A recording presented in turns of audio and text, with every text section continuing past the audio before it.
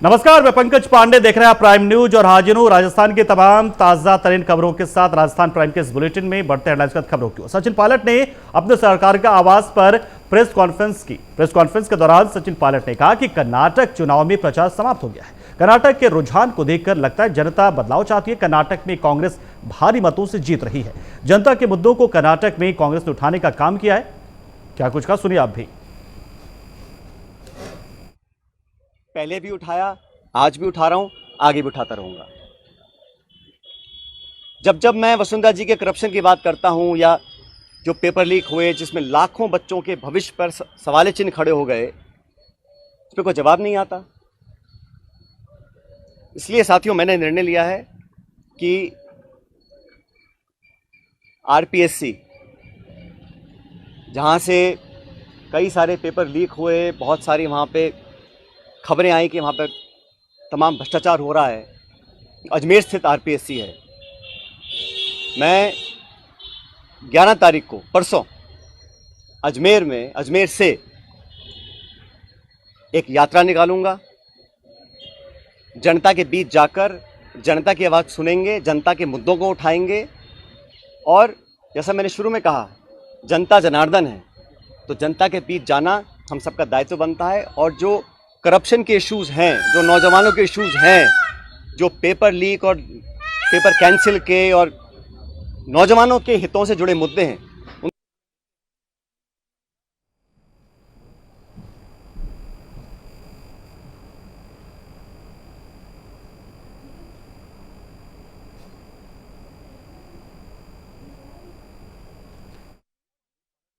कहा कि कर्नाटक में कांग्रेस कमाल का प्रदर्शन करने जा रही, क्योंकि कांग्रेस ने जनता के मुद्दों को समझा है, उनके तकलीफों को समझा है। और इसके बाद कर्नाटक में आप देखेंगे कि नतीजे बहुत ही शानदार आएंगे। और बिल्कुल उसी तरीके से जैसे राजस्थान में भी कांग्रेस दोबारा सत्ता में आएगी, ये बात आप तय मानिए। और मैं आज ही ये बात कह दे रहा हूं।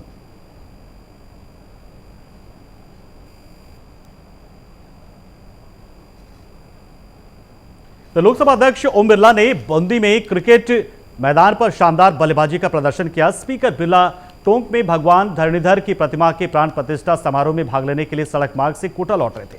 रास्ते में तालेड़ा में क्रिकेट मैच खेले जाने की जानकारी मिलने पर वे खेल मैदान पहुंच गए। वहां खिलाड़ियों को खेलता देख बिरला भी मैदान पर उतर गए और जोरदार शॉट मारकर गेंद को मिड ऑन क्षेत्र में बाउंड्री लाइन के बाहर पहुंचा दिया। स्पीकर बिरला ने कहा कि रस्साकसी यहां देखा तो उसके मुकाबले भी उन्होंने देखे और खिलाड़ियों का जोश बढ़ा है। लोकसभा स्पीकर ओम बिरला ने क्रिकेट खेला, बैट हाथ में लेते ही बाउंड्री पार कराई बॉल।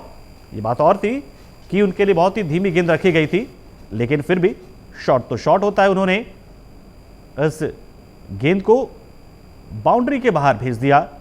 एकदम फुल टॉस गेंद डाली गई थी हालांकि जरूर, लेकिन फिर भी अपनी ताकत और अपनी टेक्निक का प्रदर्शन तो ओम बिरला ने कर ही दिया।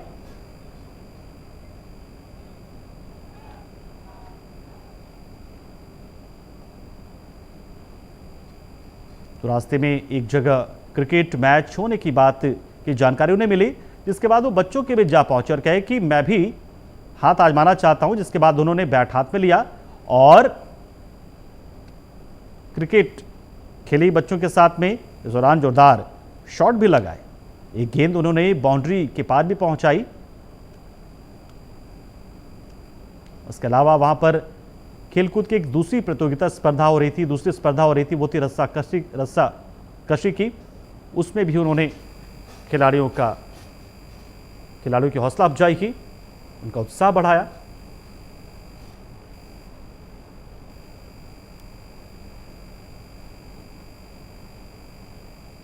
इधर नगर निगम पार्षद पर मकान का छज्जा गिरने से वो गंभीर रूप से घायल हो गए और आपके साथ ही 2 सफाई कर्मियों को भी गंभीर चोटें आई, जिसके बाद उन्हें अस्पताल में भर्ती कराया गया। बता दें कि नगर निगम पार्षद विजय सिंह सुबह लालबाई पार्क के पास सफाई कार्य का मुआयना कर रहे थे। इसी दौरान एक मकान का छज्जा अचानक उनके ऊपर गिर गया।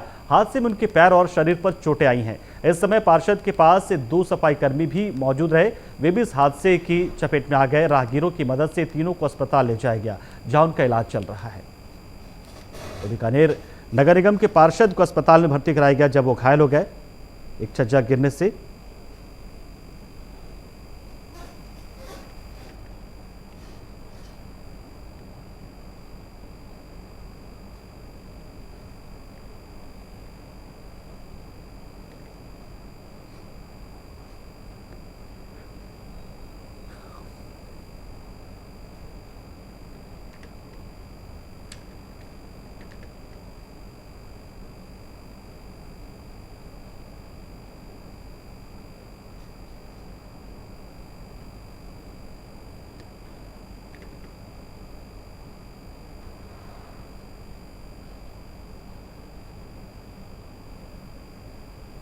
तो स्थानीय लोगों की मदद से पार्षद को पहुंचाया गया।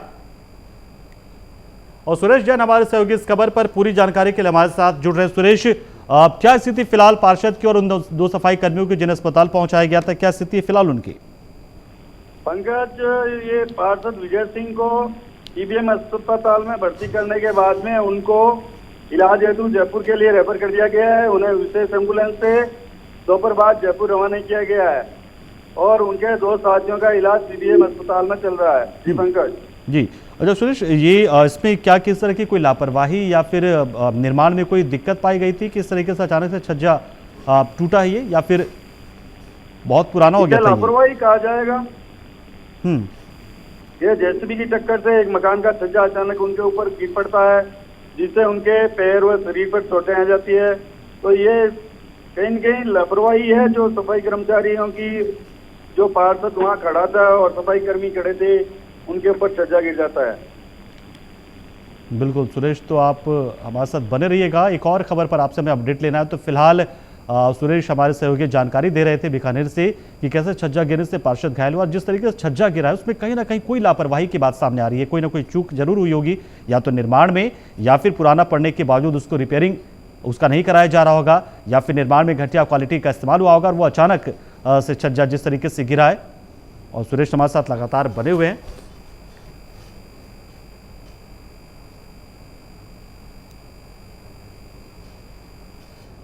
इधर यातायात के अतिरिक्त महानिदेशक वी.के. सिंह इन दिनों बीकानेर दौरे पर। अपने दौरे के तीसरे दिन उन्होंने नया शहर थाना का निरीक्षण किया। इस दौरान थाने में तैनात अधिकारियों और पुलिस कर्मियों की ओर से उन्हें गार्ड ऑफ ऑनर दिया गया। वी.के. सिंह ने थाने में स्वागत कक्ष, महिला हेल्प डेस्क, कंप्यूटर कक्ष और अनुसंधान कक्ष का भी निरीक्षण किया। एडीजी ने ऑनलाइन परिवाद और एफआईआर को लेकर भी जानकारी ली है। तो देखिए, इस तरीके से एसपी ऑफिस पर उन्हें गार्ड ऑफ ऑनर दिया गया और वो पहुंचे थे यहाँ पर। और सहयोगी सुरेश हमारे साथ जुड़े हुए हैं। सुरेश, जाहिर सी बात है कि जब कोई एक बड़ा अधिकारी और एडीजी लेवल का अधिकारी पहुंचता है तो कहीं ना कहीं उसके बाद थाने में चीजें अपने आप सुधरती नजर आने लगती है। ये औचक निरीक्षण था या पहले से जानकारी दी गई थी कि एडीजी का ये दौरा होने वाला है?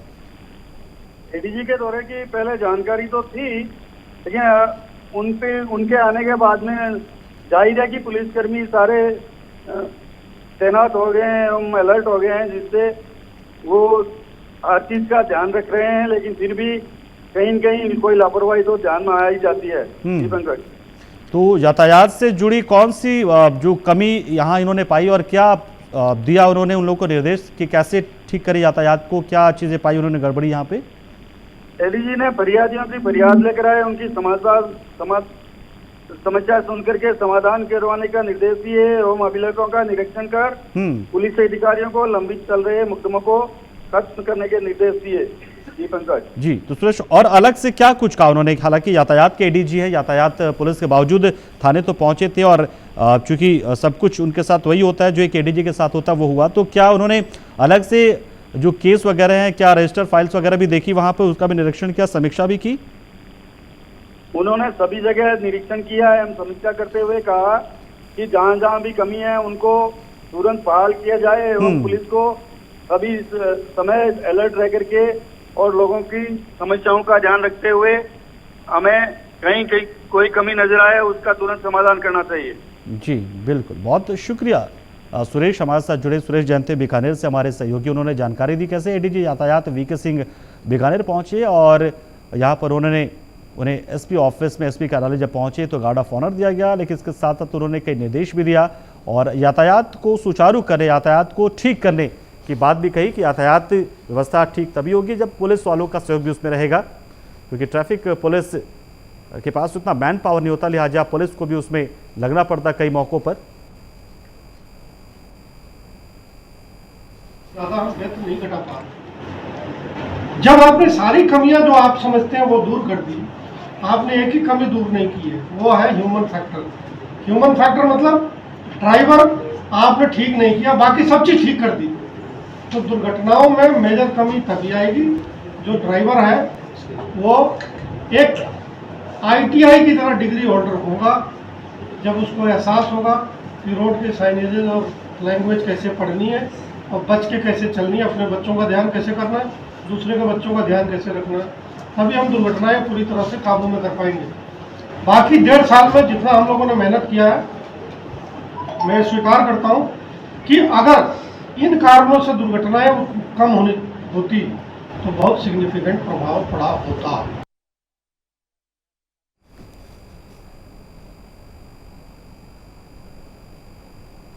शुद्ध के लिए युद्ध अभियान के अंतर्गत जिला यहां पर एक कार्यक्रम हुआ यहां पर जिसमें मिलावटी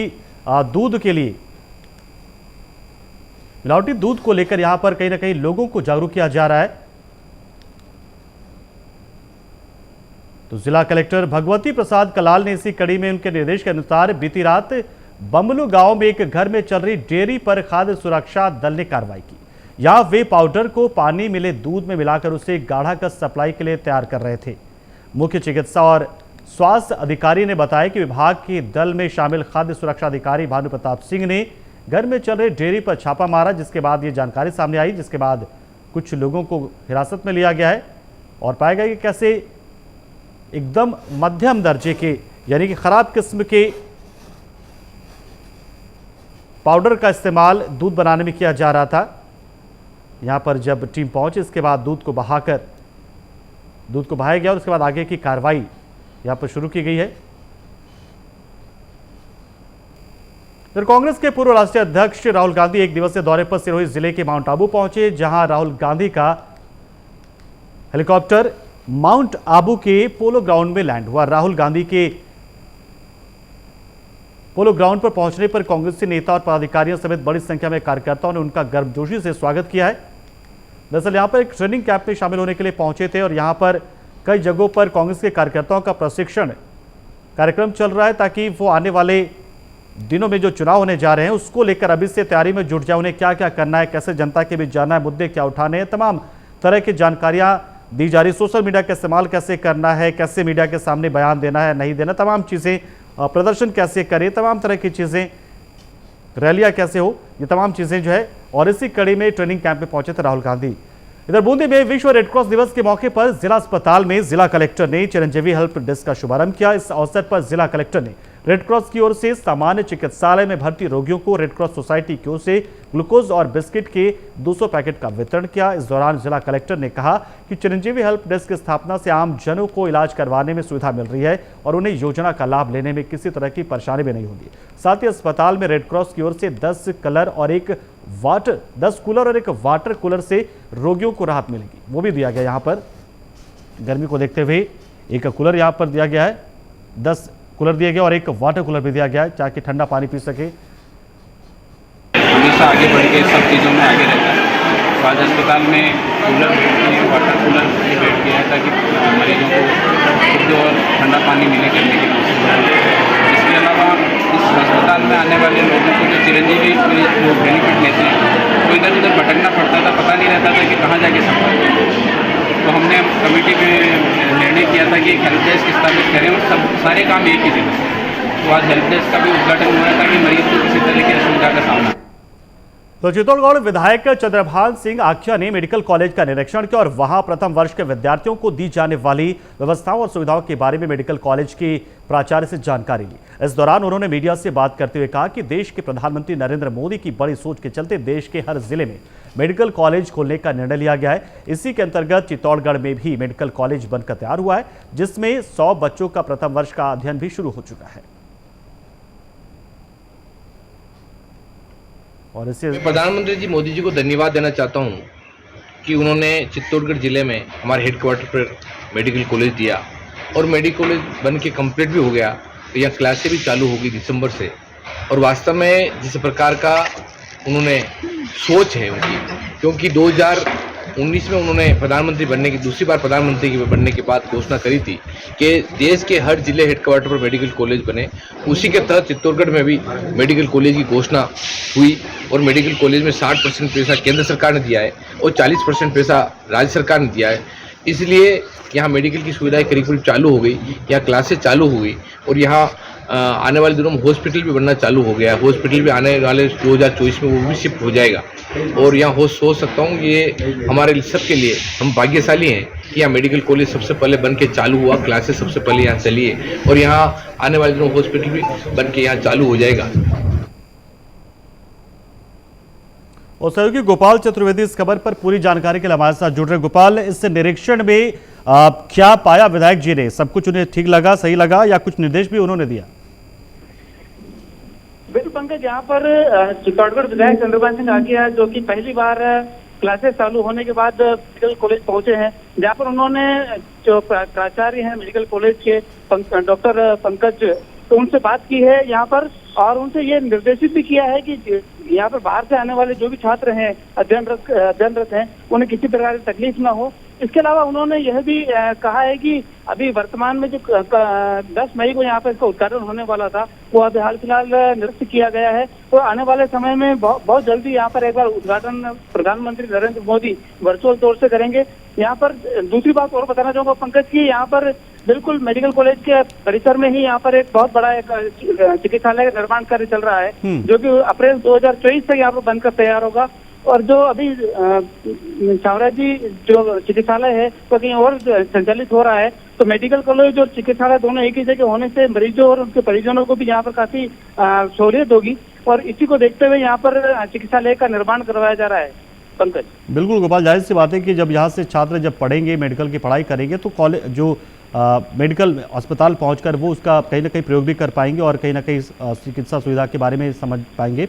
यहाँ पर कितने बच्चे पहले बैच में पढ़ रहे हैं, और जो चिकित्सक चाहिए, मतलब जो फैकल्टी चाहिए या फिर जो चीज़ें चाहिए, क्या वो परिपूर्ण है या फिर अभी ये रूटीन प्रक्रिया में चीज़ें अभी दुरुस्त की ही जा रही हैं?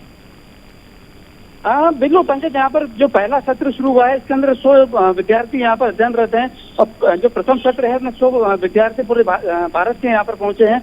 इसके अलावा जिस तरह से फैकल्टी की बात की जाए तो फैकल्टी अभी धीरे धीरे यहाँ पर पहुंचना शुरू हो रही है। जिस तरह से अध्ययन का कार्य जैसे जैसे आगे बढ़ेगा वैसे वैसे फैकल्टी भी यहाँ पर बढ़ेगी। जिस तरह से हमारे उन्होंने यही कहा है कि आने वाले समय के अंदर जो आने वाले 1 या 2 महीने के अंदर यहाँ पर फैकल्टी बढ़ेगी। इसके साथ ही जो सुविधाएं हैं छात्रों को मिल रही है उसमें भी बढ़ोतरी होगी, और अभी आवास की सुविधा यहाँ पर कुछ लोगों को मिल रही है, कुछ को नहीं मिल रही है। तो आने वाले महीने भर के अंदर यहाँ पर सभी को आवास की सुविधा भी मिलने लगी। पंकज, बिल्कुल, ये बहुत ज़रूरी है कि जो छात्र उनको रहने के लिए यहाँ पर आवास मिल जाए, हॉस्टल मिल जाए। बहुत बहुत शुक्रिया गोपाल, हमारे साथ जुड़े, आप जानकारी आपने दी। तो चित्तौड़गढ़ को एक तरीके से ये सौगात की तरह है जो पीएम मोदी ने दिया, और इसी मेडिकल कॉलेज में पढ़ाई भी शुरू हो गई है। तो गोपाल, बहुत शुक्रिया आपका, जानकारी आपने दी। और पहला बैच जो है वो अब इसमें पढ़ाई कर रहा है।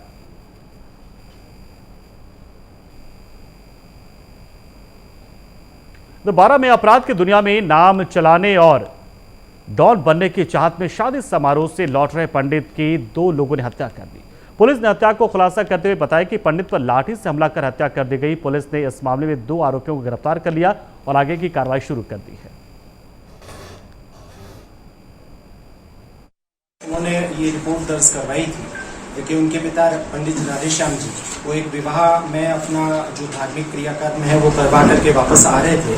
तो शुरू में इस बारे में कोई जानकारी नहीं थी, ये समझा गया कि एक दुर्घटना हुई है, अपनी मोपेड से वो नीचे गिर गए, चोटिल भी हुए। 22 तारीख से लेकर 28 अप्रैल तक वो अस्पताल में भर्ती रहे, पहले अंता और उसके बाद में मैत्री अस्पताल कोटा। किसी को शक नहीं था, ये समझा गया कि दुर्घटनावश ही उनकी मृत्यु हुई। उनकी पत्नी, मृतक की जो पत्नी थी, उनको इस बात का कुछ अंदेशा रहा, उनके घर में ये सुगबुगाहट रही कि इस तरह से वो नीचे नहीं गिर सकते। तो सीसीटीवी कैमरा इत्यादि को देख करके और ये चीज़ उनको मालूम हुई, दाह संस्कार वगैरह सब करने के पश्चात पता चली कि इसमें जो है 2 युवकों ने मोपेड से जब आ रहे थे तो वो अपनी मोटरसाइकिल से जा रहे थे और उनके पास एक लाठी नुमा हथियार था, लाठी थी या लोहे का डंडा था, उससे चोट पहुंचाई।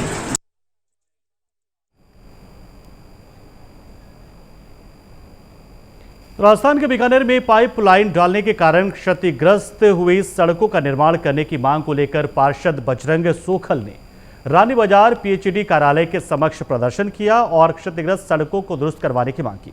विभाग के एक्सीएन को सौंपे ज्ञापन में अवगत कराया कि वार्ड में विभाग की ओर से पाइपलाइन डाली गई, जिसके कारण अनेक गलियों और मुख्य मार्गों पर सड़क को तोड़ा गया है।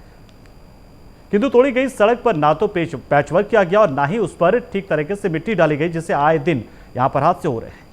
तो बीकानेर में सड़कों को ठीक करने को लेकर, क्षतिग्रस्त हुई सड़कों के निर्माण को लेकर लोगों ने यहाँ पर प्रदर्शन किया है। हमारे वार्ड नंबर 7 में उन्होंने पीएचडी द्वारा लाइनें डाली गई थी, हमने नई रोडें बनाई थी, उस रोडों को उन्होंने क्षतिग्रस्त कर दिया। आज करीब 8 महीने हो गए हैं, ना तो वो रोडें बना रहे। हमने लेटर पैड के माध्यम से, चिट्ठी के माध्यम से एक्शन महोदय को, एससी साहब को, एइन को, जैन को, सबको अवगत करवा दिया। फिर भी आज पब्लिक हमें जाती है, कहते हैं पार्षद साहब रोडें टूटी हुई है। आज हम पब्लिक को साथ में लेकर आए हैं एक्शन साहब को ज्ञापन देने के लिए। ये जल्द से जल्द रोडें बनाई जाए, नई रोडें बनाई जाएगी तो उग्र प्रदर्शन किया जाएगा कलेक्टर के आगे। आज उनसे आश्वासन लेने के लिए आए हैं, जल्द से जल्द हमारी रोडें जो आपने तोड़ी है पीएचडी द्वारा, वो रोडें जल्दी से जल्दी बनाया जाए। और जो भी हमारे वार्ड के पाइपलाइन बकाया पड़ी है, मोदी जी के द्वारा हर घर में नल की ये सुविधा केंद्र सरकार की दी हुई है, फिर भी ये काम कार्य नहीं कर रहे हैं। यहाँ के अधिकारी, हमने कई दफ़ा उनको अवगत करवा दिया कि हमारा एरिया डेवलपमेंट ज़्यादा हो चुका है, कई एरिया में पीछे पाइपलाइन है नहीं, नई पाइपलाइन डाली जाए और ये पीएचडी द्वारा जो रोडें आपने तोड़ी है वो जल्द से जल्द बनाई जाए। ठीक। Ward number 7, Bharatiya Janata party, पार्षद बजरंग सोपल। तो भिनमाल उपखंड मुख्यालय पर कांग्रेस के खिलाफ बजरंग दल ने कर्नाटक में कांग्रेस की ओर से घोषणा पत्र में बजरंग दल को बैन करने और राजस्थान के मंत्री की ओर से विवादित बयान को लेकर बजरंग दल की ओर से विरोध प्रदर्शन करते हुए राष्ट्रपति के नाम उपखंड अधिकारी को ज्ञापन सौंपा गया। विश्व हिंदू परिषद के जिलाध्यक्ष वचन सिंह राव ने बताया कि कांग्रेस के नेताओं ने बजरंग दल को पीएफआई जैसे आतंकी संगठनों से जोड़ा है, जो गलत है। राष्ट्रपति के नाम एसडीएम को ज्ञापन सौंपा है, जिसमें कांग्रेस के खिलाफ बजरंग दल ने विरोध किया है। कि कांग्रेस की मति भ्रमित हो गई है। जो एक कहावत है कि जिसकी मौत आती है ना, जब मौत आती है तो वो गांव की ओर भागता है, तो कांग्रेस की स्थिति ऐसी हो गई है। पूरे देश की हिंदू समाज ने उसको नकार दिया है और थोड़ी सी कसर बाकी रही थी, वो बजरंग दल इनको पूरी कर देंगे।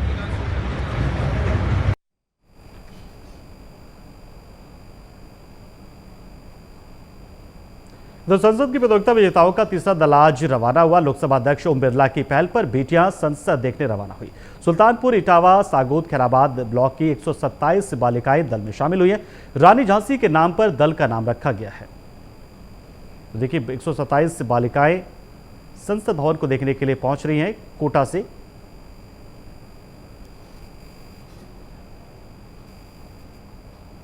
और खबर सिरोही से है, जहां पर गांधीनगर रेलवे ओवरब्रिज के मुख्य लाइन पर गड्ढा डालने का काम शुरू कर दिया गया। रेलवे मुख्य लाइन पर गड्ढा डालने के कार्य में भूमि अधिग्रहण को लेकर आ रही समस्या पर पालिकाध्यक्ष और विधायक ने जायजा लिया। इस राशि को स्वायत्त शासन विभाग ने स्वीकृति दी थी। मुआवजा राशि के रूप में 9 करोड़ 40 लाख रुपए जारी किए गए थे।